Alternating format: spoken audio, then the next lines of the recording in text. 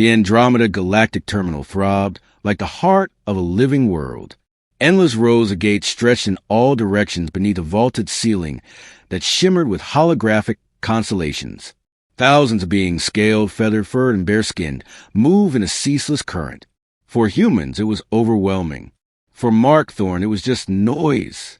His jaw flexed as he checked the time again on his worn chronometer. 3 months he'd waited for this flight.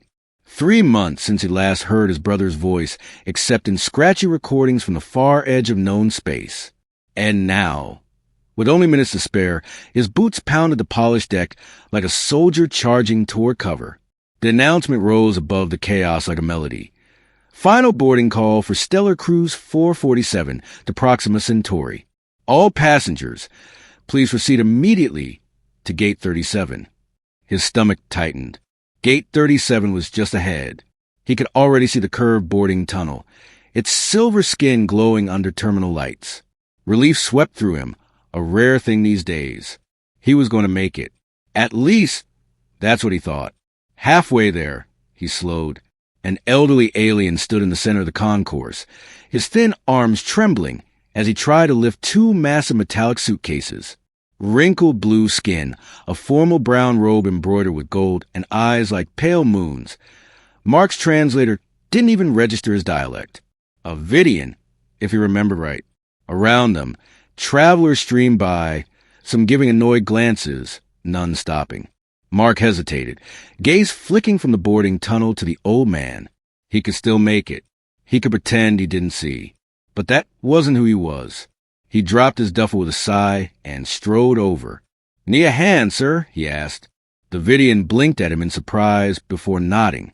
Mark bent, hoisting the heavy cases easily onto his shoulders, muscles straining under his tank top. Out of the corner of his eye, movement caught his attention. A young woman approaching fast. She was unlike anyone he'd ever seen. Skin the color of cloudless sky, white braids cascading over her shoulders, a flowing green dress edged with gold. Her eyes were large, luminous, and fixed on him. "Grandfather," she called in a voice like wind over glass. "I was so worried." The old man spoke rapidly in his dialect. The woman turned to Mark. "He says he didn't want to trouble me with the luggage. Thank you for helping him." "No trouble at all," Mark said automatically, then looked back toward the gate. The boarding tunnel had detached. The ship was already drifting away from the dock. "You missed your flight," the woman said softly. Concern darkened her features. "Because of us." Mark ran a hand through his short brown hair. "Don't worry about it. I'll catch the next one." They both knew he wouldn't. The next direct flight, the Proxima, wouldn't leave for weeks. The old Vidian spoke again, gesturing between Mark and the vanished ship.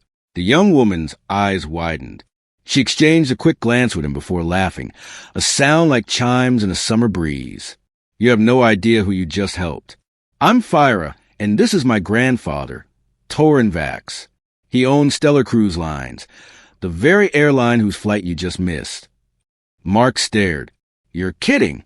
"Not at all," she said with a smile that made his pulse jump. "Please allow us to thank you. Our private shuttle is preparing for departure to Proxima now. We would be honored if you joined us." Before Mark could process what was happening, he was ushered through a VIP corridor he hadn't even known existed. His duffel vanished with a whisper of efficient service. His credentials were scanned and verified in seconds. 20 minutes later, he was settling into a business-class cabin that made first class look like a relic from Earth's early days of flight. Fyra appeared at his door, leaning gracefully against the frame. "Grandfather insists you join us for dinner once we're underway." Mark nodded, still stunned. "I'd like that." As she turned, her dress caught the ambient light. And for an instant, Mark wondered if missing his flight had been the luckiest accident of his life. The private shuttle's dining room was unlike anything he'd seen.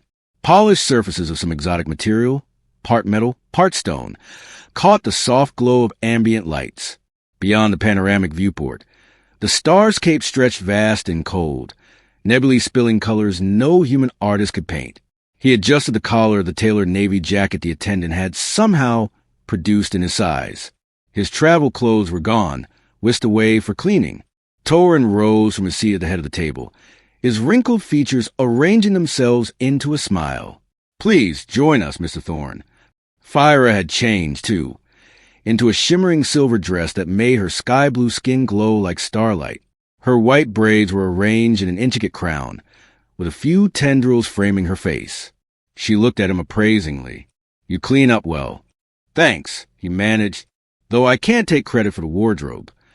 "The clothes merely enhance what's already there," she said, smiling. Torin gestured to a chair beside her. "We rarely have human company aboard our vessels. I'm curious about your journey to Proxima." As servers brought dishes, some familiar, some utterly alien, Mark explained about his brother's mining contract and his plan to visit for a few months. The Proxima mines? Torin's milky eyes widened. What a coincidence. We're headed there for negotiations with Drex Mining Corporation. "That's who my brother works for," Mark said, surprised. Fyra leaned closer, her shoulder brushing his. "The universe has interesting ways of bringing people together, doesn't it?" The contact sent a pleasant shiver through him. "Indeed it does," he said, taking a sip of the iridescent blue liquid in his glass. It tasted like summer berries with a spicy edge. Their conversation flowed easily through the courses. Mark found himself laughing at Torin's dry wit, leaning in whenever Fyra spoke, drawn to her melodic voice and insightful observations about human culture. "You've studied Earth history?" he asked. "I find humans fascinating," she admitted, her fingers briefly brushing his wrist. "Your species accomplishes so much despite your fragile bodies and short lifespans. There's an intensity to humans that's captivating." The way she said intensity made his mouth go dry. Torin was consulting a datapad when his expression hardened. "Excuse me," he said, rising. "Business matters require my attention. Please continue enjoying your meal." After he departed, the air between Mark and Fyra changed, charged, but not uncomfortable. "Your grandfather seems worried," Mark observed. "These negotiations are important," Fyra said quietly. "The Drex Corporation has been resistant to our safety proposals. They value profit over their workers' well-being." "That sounds like Drex," Mark agreed. "My brother's letters are full of complaints about cut corners." 3 servers entered with the next course. Something about their movements caught Mark's attention, a stiffness that hadn't been there before. One positioned himself behind Torin's empty chair, while another reached for the datapad. Mark lunged across the table, grabbing the server's wrist. "That's not yours." The server's face twisted with rage. His free hand moved to his belt, producing a neural disruptor, illegal in most civilized systems. Mark twisted hard, forcing him to drop the device. In one motion, he pulled a man forward and slammed his head against the table. The other 2 servers sprang into action. One grabbed Fyra. The other drew a similar weapon. "Corporate spies," Mark grunted, ducking under a neural blast that sizzled past his ear. He swept the legs from the armed attacker, striking a nerve cluster that left the spy paralyzed. Fyra drove her elbow into her captor's ribs, stomping on his instep. As he loosened his grip, Mark closed the distance and delivered a knockout punch. The entire confrontation lasted less than 30 seconds. "Are you all right?" Mark asked, breathing hard. Her eyes were wide, not with fear but excitement. "That was incredible. Where did you learn to fight like that?"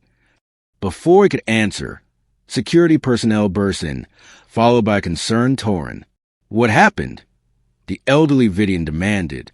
"Corporate spies," Mark explained, pointing to the datapad. "They were after your information on the negotiations." Torin examined the unconscious intruders, then looked at Mark with new respect. "You have impressive skills for a simple traveler, Mr. Thorne." Mark shrugged. 5 years in Earth Special Forces teaches you a few things. Later, after security removed the spies and Torin secured his data, Mark found himself walking Fyra back to her quarters. "You're full of surprises," she said, stopping at her door. "I'm beginning to think our meeting was entirely accidental." "The best things rarely are," Mark replied. Fyra reached up, her cool fingers tracing the line of his jaw. "I'm very glad you missed your flight, Mark Thorne." When she kissed him, her lips were cooler than a human's but impossibly soft. His arms went around her, pulling her close as the kiss deepened, igniting something primal between them, a connection that transcended species. When they finally parted, both breathing hard, Fyra's eyes held a promise that made Mark's heart race. "Perhaps," she whispered, "you'd like to come inside and tell me more about these special forces of yours?" Mark's answer was another kiss as the cabin door slid closed behind them. Mark woke to the quiet hum of the shuttle's engines, his head sinking into the soft pillow beneath him. For a moment he didn't recognize the ceiling above, a curved dome etched with faint constellations that shifted like living stars. Then he felt the cool press of smooth blue skin against his chest and remembered. Fyra stirred beside him, her white braids undone and spilling across the bedding like strands of light. She blinked sleepily, then smiled as her gaze found his. "You're staring," she murmured. "Hard not to," Mark said. "You're extraordinary." Her laugh was low, musical. "And you, human, are full of surprises. My people believe intimacy reveals truths that words cannot. You, Mark Thorne, are more remarkable than I guessed." She reached up, trailing a finger along his chest in a way that made him shiver. Before he could answer, the cabin comm chimed. "Miss Vax," came a clipped voice, "your grandfather requests your presence in the executive suite. Captain Thorne is also invited." Fyra sighed, pressing a kiss to his shoulder before slipping from the bed. "Duty calls." Mark dressed quickly in fresh clothes that had been left outside their door, then followed her through gleaming corridors to Torrin Vax's private office. The old Vidian sat behind a massive desk, holographic displays hovering in the air, financial charts, security feeds, streams of galactic news. He dismissed them with a wave. "Ah, there you are," Torrin said, gesturing for them to sit. His pale eyes studied Mark closely. "First, I must thank you again. Without your quick action last night, those infiltrators might have compromised our negotiations. They were Drek's agents, weren't they?" Mark asked. Torrin's expression hardened. "Yes, Director Krell's people. Ruthless, cunning, and very dangerous." Mark frowned. "My brother's mentioned Krell in his letters. Says no one likes him, especially the human miners." "With good reason," Torrin replied grimly. "Krell's been replacing human labor with cheaper alien contractors. He cuts safety protocols, ignores collapse warnings. Profit before lives." Fyra leaned forward. "That's why we're here. If Stellar Cruise acquires a controlling interest in Drex, we'll enforce reforms. Better pay, safer conditions, fair labor practices." Mark nodded slowly. "That explains the spies. Krell can't let that happen." "Precisely," Torrin said, "which brings me to my request. I'd like to hire you as my granddaughter's personal security while we're on Proxima." Mark blinked. "Me? Sir, I'm flattered, but I'm not a professional bodyguard." Torrin's gaze didn't waver. "Your military background suggests otherwise. Captain Mark Thorne, Special Forces, Arcturus conflict veteran, twice decorated for valor." Mark stiffened. "You had me vetted." "Standard procedure for anyone who comes aboard my vessel," Torrin said evenly. "I know you left service with honor 3 years ago. Your skills would serve us well." Fyra's eyes widened. "You never mentioned you were a captain." Mark shrugged. Didn't seem relevant. Her cheeks darkened to a deeper blue as she smiled faintly. Torrin folded his hands. "The position comes with compensation, of course. But more importantly, it will keep my granddaughter safe. And it will allow you to see your brother while serving a purpose." Mark hesitated. He thought of Fyra, of Torrin's mission, of the miners risking their lives under Drex's neglect. Protecting them wasn't just duty. It felt right. "I accept," he said at last. "But I should warn you. My brother's last letters were strange, vague, like something was wrong. He wrote about big changes coming, but didn't say what. I was planning to ask him when I got there." Torrin's expression remained calm. "Interesting. Perhaps he has information that could aid us." Outside the viewport, Proxima loomed closer. Rugged terrain scarred by open pit mines and towering industrial complexes stretched across the dusty surface. Processing plants belched smoke into the thin atmosphere. The shuttle descended smoothly toward a gleaming executive port, that stood in stark contrast to the chaos beyond. Docking in 20 minutes, Torin announced. Prepare yourselves. Fyra slipped her hand into Mark's as they walked back to the observation deck. Her practical jumpsuit clung to her frame, elegant yet efficient. She smiled faintly. Ready for this? Mark studied the colony with a soldier's eye. Good defensive position. Limited access points. But those maintenance tunnels, he shook his head. A nightmare for security. She squeezed his hand. That's why I need you. Before he could reply, his comm buzzed. An unfamiliar code flashed. He accepted. His brother's face appeared, haggard, eyes wild. Mark, thank the stars. Listen carefully. You need to leave Proxima immediately. It's not safe. Krell knows the transmission cut off. Jake!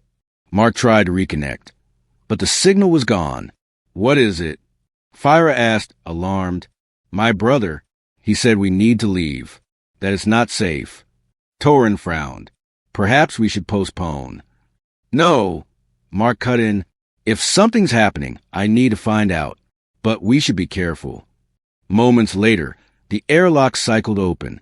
A reception committee waited for security officers in Drex uniforms and 2 corporate representatives. The lead, a slim man with sharp features, stepped forward. Mr. Vax, he said smoothly. Welcome to Proxima Colony. I'm Assistant Director Penn. Director Krell sends his apologies for not greeting you personally. No matter, Torin replied politely. This is my granddaughter, Fyra, and her consultant, Captain Thorne. Penn's eyes flicked to Mark, narrowing slightly. We weren't informed of additional security. Our team is fully capable of ensuring your safety. Captain Thorne stays, Torin said firmly. A tense silence followed before Penn nodded with a forced smile.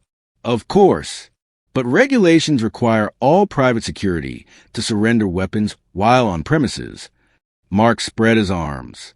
No problem. I'm not carrying.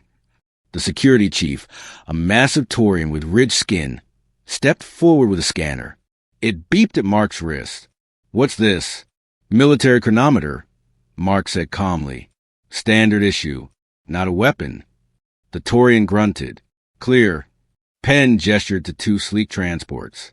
Mr. Vax, you'll ride with me to headquarters for a private briefing.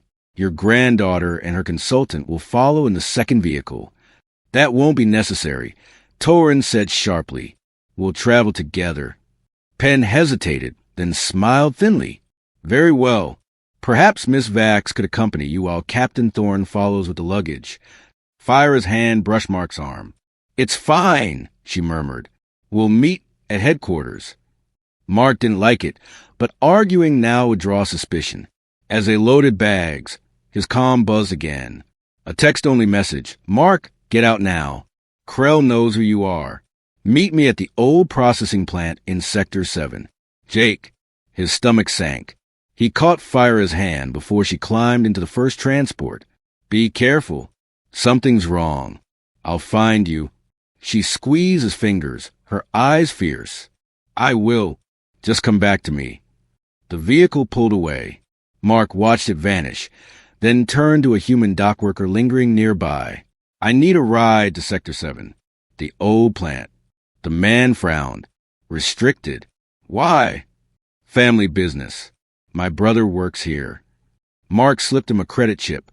Recognition softened the worker's face. One of us, huh? Fine. I'll take you.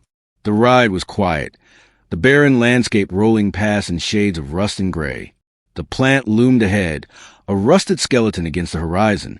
The dock worker dropped him off nervously. Rumor is Krell uses this place for special projects. Be careful. Mark circled the facility, spotting a half-hidden maintenance door. He bypassed the lock with practiced ease and slipped inside. Emergency lights cast everything in red shadows. Machinery stood silent, dust clinging to every surface, except some areas that were suspiciously clean, recently disturbed. Jake, he called softly. No answer. Then he saw it. A smashed comm unit. Scuff marks. Drops of blood. Human. His heart pounded. Jake! A noise from behind or separator.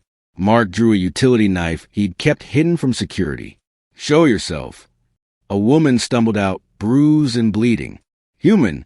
Mining coveralls torn. You Mark? Jake's brother? He caught her before she collapsed. Where is he? They took him, she gasped. I am Sarah. We work together. Resistance. Krell's men have him. He intercepted their comms. They knew you were coming.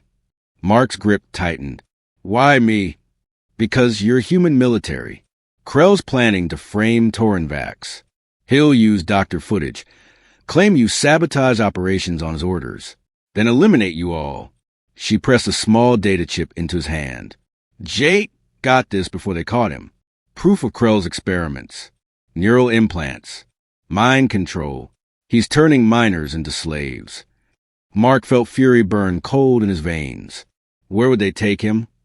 Labs under corporate HQ. But Krell controls everything here.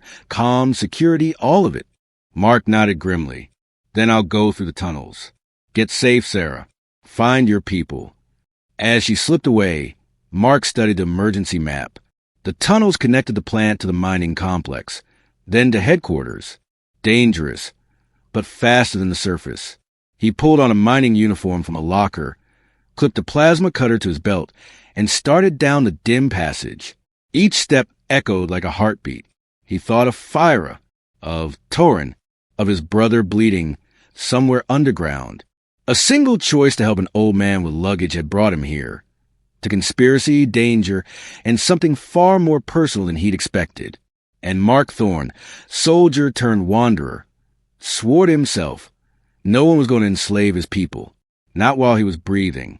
The maintenance tunnels stretched before him like the veins of some vast subterranean beast, narrow, dimly lit, filled with a constant tang of rust and chemical residue. They pressed it on him with claustrophobic weight. Mark moved quickly, boots crunching on grit, the stolen plasma cutter heavy on his hip.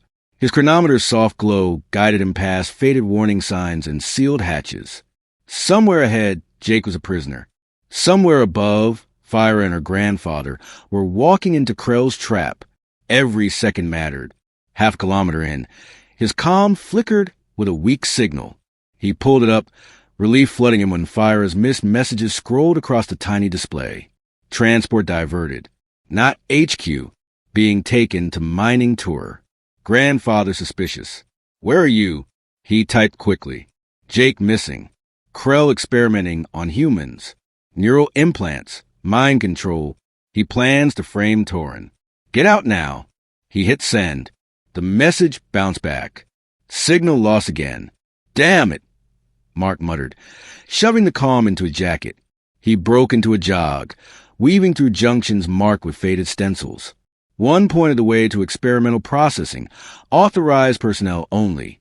He slowed, listening. The air vibrated faintly with machinery. Even though this section should have been abandoned, he was close. The checkpoint caught him off guard. 3 guards lounged by a bulkhead, their Drex insignia half hidden beneath mining exosuits. 2 were alien, their ridged foreheads gleaming in the red light. The 3rd was human, and his blank stare sent a chill down Mark's spine. The implant. Mark adjusted the engineer's helmet, gripping the toolkit like a nervous worker. He nodded casually as he passed.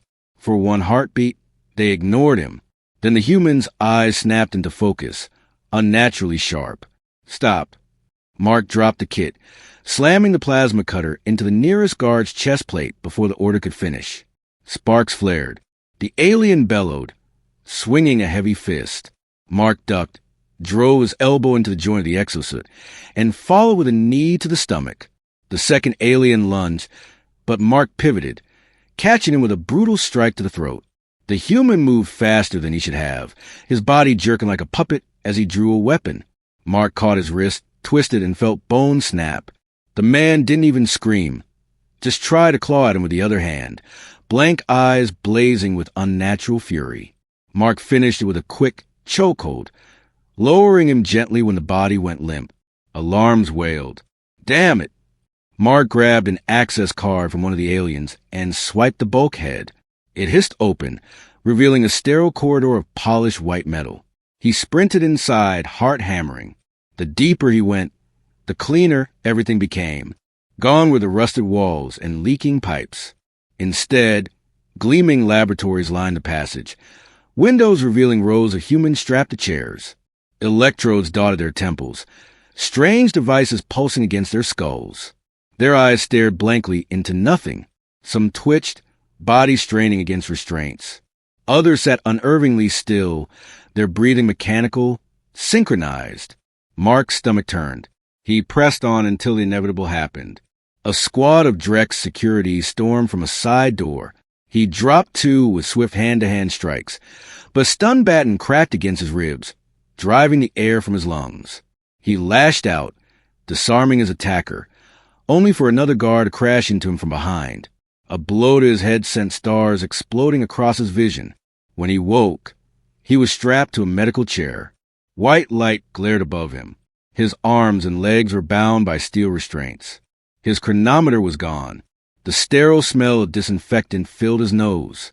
Captain Mark Thorne, a smooth, cold voice said, "Your reputation precedes you." The figure who stepped into view was unmistakable. Director Krell, tall, broad-shouldered, ridged gray skin gleaming under the lights. For short horns jutted from his forehead like blunt weapons. His eyes were black pools, unreadable. He wore no uniform, only a tailored suit of dark fabric that screamed power. Mark spat blood. "Where's my brother?" Krell smiled, though it held no warmth. "Alive. For now. He's been most resistant. Fascinating, really. We're learning a great deal from him. And Fyra, Torin, all in good time." Krell paced slowly around him, hands clasped behind his back. "You see, Captain, your arrival presented both a problem and an opportunity. The problem: you interfered, exposed my agents, and disrupted our carefully staged plan. The opportunity: you are a decorated human soldier, precisely the sort of specimen we've been waiting for." A technician approached with a tray. On it lay a neural implant, smaller and sleeker than the crude devices Mark had seen forced onto miners. Its surface shimmered faintly, like liquid metal. Mark strained against his restraints. "You're insane if you think that thing's going in my head." Krell chuckled. "It already has, dozens of times. Humans are delightfully vulnerable to neural reprogramming. Fragile, pliable minds. Perfect tools. Once the implant is active, you'll testify that Torin Vax hired you to sabotage Drek's facilities. A tragic betrayal. Corporate espionage gone wrong.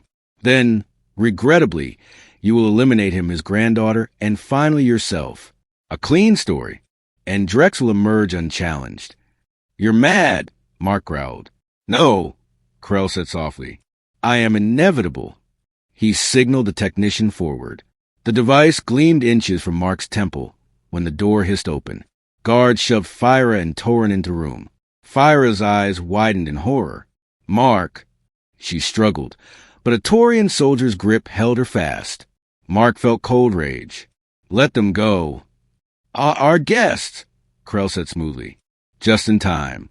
You will appreciate this demonstration, Mr. Vax. Imagine workers who never complain, never strike, never err. Perfect efficiency. This is the future. Your transport empire could carry it to every corner of the galaxy." "You mean slaves?" Torin spat, his voice shaking with fury. "This is an abomination." Krell ignored him. He gestured. "Proceed." The technician leaned in again, implant hovering. Mark caught Fyra's gaze. He tried to pour everything he felt into that single look. Everything they hadn't said yet. Everything he was terrified he'd never get the chance to. "Wait!" Fyra cried suddenly. She twisted against her guard, desperation in her voice. "Please, let me say goodbye to him." Krell considered, lips curling with cruel amusement. How touching. Very well. One final moment of sentiment. They pushed Fyra toward him. She dropped to her knees beside the chair, tears brimming. She pressed her forehead to his. "I'm sorry," she whispered so only he could hear. "If we hadn't—" "Never regret it," Mark said softly. "Meeting you is worth everything." Her lips found his in a fierce kiss. In the press of her mouth, he felt something small slip into his palm. A key. She pulled back, voice trembling. I love you. Enough, Krell snapped. Begin. The technician raised the implant. That was when the alarms blared. Red light strobed across the room. Siren screamed. A voice crackled over the comm. Director, breach in the lower levels. Resistance fighters, humans, dozens of them. Krell's face twisted. Impossible. The implanted workers cannot rebel. These aren't implanted, sir, the voice replied, panicked. They've overrun Sector 12. Static. Chaos. The guards glanced at Krell for orders. He snarled, turning toward the comms. That was all the distraction Mark needed. His fingers closed around the key Fyra had slipped him. One click, then another. His left wrist came free. He surged upward, wrenching his arm from the restraint and slamming his elbow into the technician's jaw. The implant clattered to the floor. Stop him. Krell roared. Mark tore loose his other arm, then his legs. He lunged forward, ripping the plasma cutter from the tray. The first guard went down screaming as molten energy sliced across his armor. The second aimed his weapon, but Fyra was faster. She drove her knee into his gut, twisting free and slamming his head into the chair. Torin ducked behind the console, shouting for the resistance fighters on the comm. Krell drew a blade, curved, wicked, glowing with energy. You're only delaying the inevitable, human. Mark leveled the plasma cutter, eyes burning with fury. Yeah? Let's see how inevitable you look when you're on fire. The laboratory erupted into violence. The lab exploded into motion.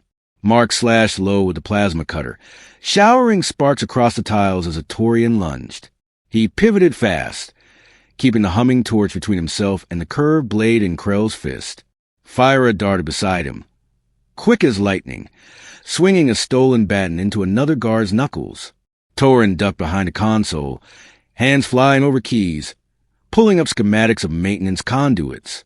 Alarms wailed, red light strobing. The air stank of ozone and scorch metal. Krell advanced with steady cruelty, his glowing blade cutting lazy arcs. You can't win, the director said, calm in the chaos. This facility is mine. Its systems are veins. I decide where the blood flows. Cute speech, Mark grunted, feinting left, then snapping the cutter against Krell's guard. Sparkson. The tool sputtered, not made for dueling, but it bought him space. A guard recovered behind Krell, raising a disruptor. Mark whipped the cutter's arc across the man's arm. The weapon popped in a flash. The guard collapsed screaming. Door sealed. Torin shouted, eyes locked on his display. But I can open a conduit to the subrail. It connects to headquarters. Do it, Mark barked, driving forward again. Krell parried with brutal strength, their weapons clanging. Mark jammed the cutter housing under the glowing blade, ate the shock, and smashed his forehead into Krell's brow. Horn scraped skin. Pain burst white. Krell staggered just enough. Fyra whipped her baton against his wrist. The blade clattered away. Mark kicked it aside, grabbed the fallen implant from the floor, and hurled it into a sterilizer where it dissolved in a hiss of caustic mist. Shouts thundered in the corridor. A blast door dented inward, then buckled. Human miners poured through, patched armor, welding torches, stolen rifles, faces gaunt but burning with fury. Captain Thorne, someone yelled. Sarah sent us. Then help us leave, Mark called back. We've got a brother to find and a planet to save. Krell straightened, cold composure sliding back like a mask. He tapped his wrist. Shutters snapped down. Turrets unfolded from the ceiling with insect precision. Torin cursed. Automated defense grid. Shields! A miner roared, dragging forward a slab of riot plating. Energy bolts hissed from the turrets, chewing trenches into the deck. Mark yanked Fyra down behind a lab bench, shoulder to shoulder as fire stitched overhead. Torin ripped a fiber line from the console, jammed a spike into a service port. Krell loves veins, the old Vidian muttered. Let's clot them. The turrets froze mid-sweep. 5 seconds, Torin warned. 4. On your mark, Mark said. 2 now. The guns drooped lifeless. Miners poured fire into the housings until smoke clogged the air. Conduit open. Torin snapped. Move. They ran. The maintenance corridor narrowed, echoing with the thrum of machinery. They dropped into the subrail platform where a work car idled. "I can drive," Mark said. "Learned on Europa or lines." "I'll jam pursuit," Torrin said, prying open a panel. Fire vaulted into the cab, scanning the map. HQ labs are 3 stops. Experimental processing splits before. "Jake first," Mark said, gunning the motor. The car surged, magnets snarling, wind shrieking through the tunnel. Darkness streaked past in strobing light. Behind them, another work car roared awake, headlamps blazing. "Company," Fire muttered. The tunnel widened into a yard of catwalks and cables. Rail split. Mark cut power, letting momentum drift them into shadow. The pursuers blasted past, engine screaming. "You're infuriatingly good at this," Fire said. "Grease and gravity." Mark shot back. They slipped back onto the main line and pushed speed. At the next station, they bailed. Miners held the platform while Mark, Fire, and Torrin sprinted into a side stair. Explosions rumbled behind. Dust trickled from pipes. "He's detonating sections," Torrin said grimly. "Containment or burial." They breached the lab ring with stolen access. Inside, rows of chairs lined with strapped humans blinked slack-eyed, electrodes pulsing against pale temples. "Feed us, yo Clenfit. We free who we can. But Jake first." Room by room, they searched. Then, a muffled shout. 2 guards struggled at a barricaded door. "Back!" Mark said and moved. 3 fast strikes. 1 fell limp. The second raised an alarm, but Fire cracked his wrist and Torrin's shock probe finished it. Mark heaved the barricade aside. A face stared out, gaunt, familiar, eyes bloodshot but alive. "Jake," Mark whispered. His brother dragged himself out, stumbling into his arms. "You idiot," Jake rasped. "You were supposed to stay away." "Hello to you too," Mark said, throat tight. "Can you walk?" "I can run." Jake managed a crooked grin. "Got proof. Everything. Krell's contracts, implant specs, blackmail. But he's got a fail-safe." "Of course," Fire muttered. "What is it?" "Heat bleed on the main reactors feeding the mines." Jake said grimly. "He trips it. Shafts flash like furnaces. Thousands die, records fry. He calls it a purge cycle." Torrin's voice turned hard. "How long?" "He can trigger it from central ops." One started. 10 minutes to critical. "Then we stop him now," Mark said. "Torrin, can you broadcast?" "If I hit a calm spine," Torrin nodded. "He can't silence every channel if I ride the safety net." "Do it," Mark said. "Fida, vit me." "Jake, guard Torrin. Miners, hold egress." They sprinted into the corridor. Fire matched Mark's pace, breath steady, eyes burning. "This is what humans mean by HFY," she said, almost smiling. "Humanity? Fuck yeah. Stubbornness weaponized by love." "We just call it showing up," Mark panted. They hit the lift, doors opening onto a command floor with walls of glass. Krell stood at the center, haloed in holograms. Beyond the glass, the mine sprawled, dotted with lights. "Persistent," Krell sneered. "Admirable. Futile." His finger hovered over a crimson glyph. "Purge cycle armed." "Push that," Mark warned, raising a rifle. "And the whole galaxy will know your name as the fool who united humans with one button." Krell smiled thinly. "Stories fade. Profit remains." He pressed his thumb. Nothing. Static rippled across displays. Torrin's voice thundered from every speaker. "This is Torrin Vax of Stellar Cruise Lines, broadcasting evidence of crimes by Director Krell. Files spilled into the air. Contracts, footage of implants, ledgers of corruption." Guards wavered, staring. Krell slammed the glyph again. "Locked." "I cut your veins," Torrin said. "Public net carries the blood now." Krell roared, firing at the ceiling. Sparks rained. "Kill the feed." Guards surged. Mark fired in bursts. Fire revolted a rail and dropped a sergeant with a baton smash. Krell sprinted for a secondary panel marked Reactor AUX. Mark swore, broke cover, and crashed into him.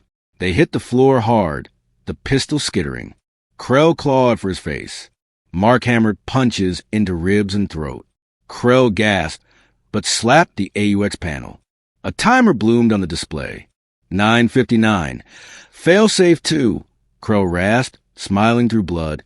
Manual relays in the mines. You can't stop them all. He headbutted Mark and tore free. Fire slid to his side, breath ragged, eyes locked on the timer. 9:55, 9:54. Below, the shafts glowed as coolant flows reversed. Mark looked at her, at the panorama of lives hanging on the countdown. We split, he said. I take the descent rig to the relays. You and Torin keep the net alive. Jake guides me. You won't make them all, Fire said raw. Maybe I don't need to, Mark answered. Interrupt the master loop, stall the cascade. He gripped her hand, fierce. I come back. That's the plan. Her eyes shone. Then go show the galaxy what human ingenuity looks like. Mark turned, yanked a rappel harness from a rack, and ran for the descent doors as the timer flashed 9:12. 9:11, 9:10. The descent rig screamed down the shaft, wind tearing at Mark's jacket as sparks whipped from a rail. His harness strained with every jolt, the timer from Krell's failsafe glowing on his wrist display. 8:47. 8:46. Jake's voice crackled through the comm. 3 relays. Kill the first 2, and the loop destabilizes. Third one is backup. Buy enough time, and the miners can shut down the heat bleed manually. How far? Mark shouted over the roar. 5 levels. Fastest way is straight down. Mark thumbed the release and dropped. The harness brake screeched, heat licking the air as he slammed into the first platform. A relay tower loomed, thick cables pulsing with molten light. 2 guards stood watch, faces slack, implants gleaming. Sorry, boys, Mark muttered, surging forward. He ducked the first wild swing, driving a boot into his chest and sending him sprawling. The second raised a rifle. Mark swung the plasma cutter in a tight arc. The rifle split, molten metal hissing, the man collapsing with a shriek. The relay core hissed with heat, a control panel blinking warnings. Mark ripped open the casing, jammed the cutter into the main conduit. Energy screamed, a miniature sun erupting inside the housing. The countdown flickered. 8:01. 1 down, he gasped. He ran. The second relay was deeper, at a junction where 3 tunnels met. The descent car screeched, sparks showering the cavern, and Mark rolled clear just as a squad of implanted miners rounded the bend. Their eyes were blank, movements jerky but strong. Krell turned you into machines, Mark muttered, heart heavy. He couldn't kill them, not if they could be saved. He smashed a pipe, scalding steam filling the tunnel. As they staggered, coughing, he rushed past, sliding under a swinging arm.